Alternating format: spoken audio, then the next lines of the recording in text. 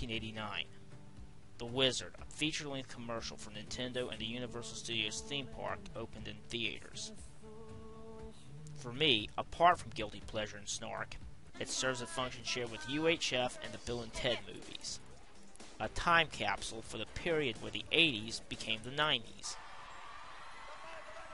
In the climax of the movie, Jimmy's friends enter him into a game tournament where the only games they have to play are Ninja Gaiden and a title yet to be seen on American shores. Super Mario Brothers 3! Just 2 weeks after SMB 2 was released in America, SMB 3 came out in Japan. And this movie was where most people over here saw it for the first time. You know, find the warp, dude! Find the warp! If he finds the warp, he can jump through. Kid, you aren't going to play this game until February 1990 at the earliest. How do you know about the warp whistles? Well, I'm not here to talk about your movie anyway, but the game this movie built up to. Time for story time. SMB3 begins with the Mushroom Kingdom finally free of Bowser's troublemaking thanks to the Mario Brothers. But when everybody least expected it, the dastardly villain returned, not just to conquer Peach's land, but the entire Mushroom world. His thugs stole the magic wands belonging to the kings of 7 countries and turned them into animals. Now it's up to Mario and Luigi to stomp the Koopa King's schemes flat once again.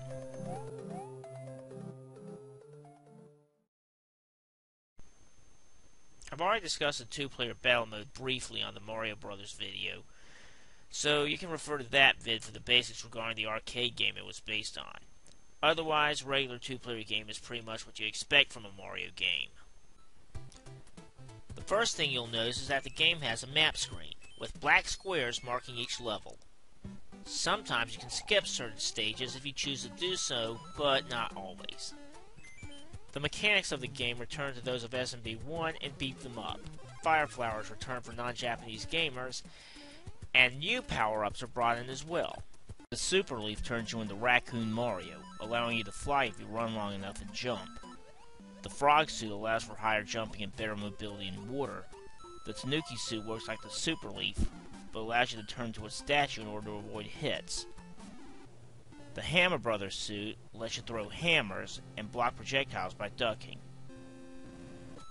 The last 3 power-ups I mentioned are sometimes tucked away in secret areas within the stages.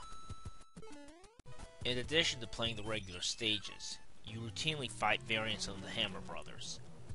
The originals, Boomerang Brothers, Sledge Brothers, and Fire Brothers. If you win, you get an item. Speaking of items, you can also find them in the toad houses scattered across the game. You go into them, pick a chest to open, get its item, and go back to the map. If you're about to enter a stage, you can pick out your item and use it from the beginning.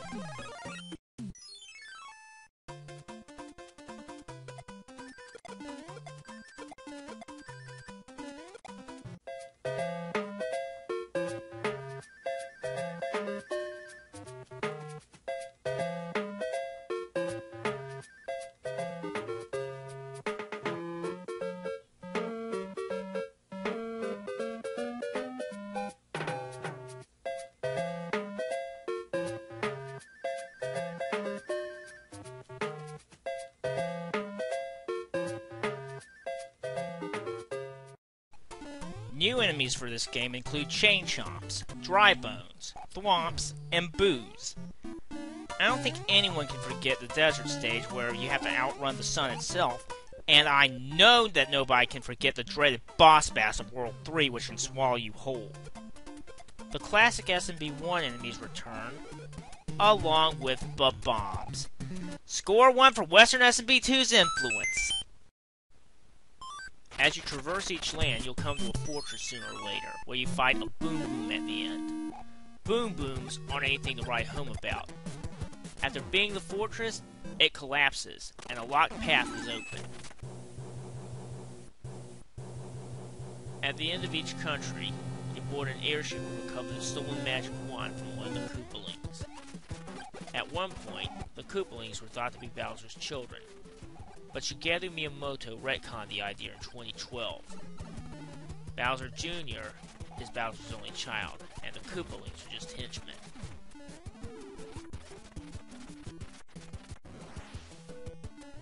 Should you somehow beat a Koopaling as Tanuki Mario, Hammer Mario, or Frog Mario, you get a humorous message from the king you save.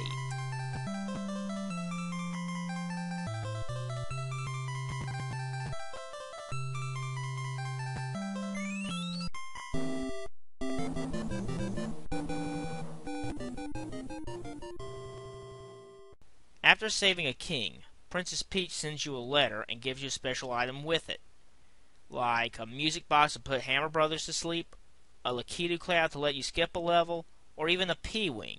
What's a P-Wing? A super leaf on steroids, which becomes a regular one once you beat a stage.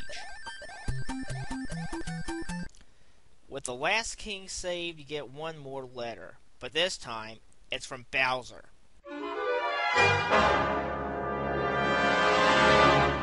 You see, while you were out saving the Mushroom World, he took Peach hostage again.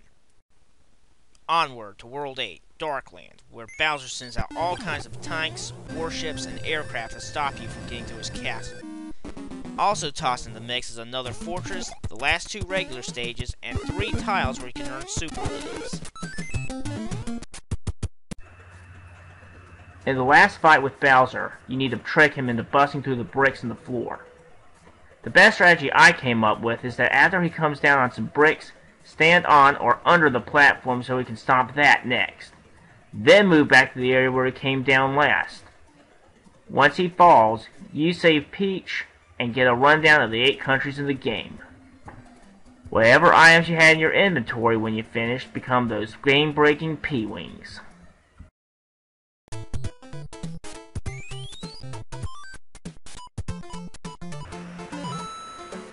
SMB3 has a ton of stuff that just wowed me as a little kid.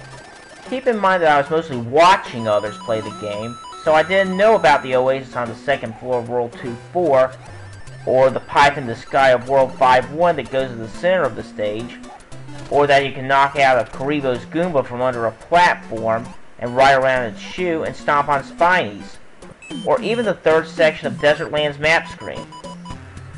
At least until I watched my cousins play it. When I got older and began playing on my own, I found out if you use a P-Wing on the first room of World 6-9, you can skip straight to the end and not have to play the main part of the level. It also works on World 7-6, and you can do the same trick on the ground section of World 5-7. Getting a certain amount of coins on a specific level can open a special Toad House, where you can get an anchor or a P-Wing. If you complete a stage with your coins being a multiple of 11 and the tens digits of the score matches your amount, a Hammer Brother turns into a treasure ship with coins everywhere and a hidden 1-up. If you have more than one Warp Whistle in your inventory, you can use one to get to the Warp Zone, and when you're in the Warp Zone, you can use the other one, to get to World 8. And... what? You guys want me to go over the changes made from the Japanese version? For the love of Makai, I'm barely keeping up with all the secrets in this game, and you guys want me to do the minor stuff that was changed from the Japanese version. A variation on that one room in the first fortress and that transition that got removed are 2-liner for this video. No dice, I'm drawing the line. But as you'd expect, the game got a 16-bit overhaul for All-Stars and Super Mario Advance 4. Yes, not 2, 4. The one that did become 2 will be discussed very soon, but it won't be the next video. Before I go, I'm going to institute a new segment on this show, Mario Facts. Therefore, the little miscellaneous bits of info that couldn't be worked into the main body of the video. They won't be in every vid, however, just certain ones. See you later. Enjoy Mario Facts. I need to go to sleep.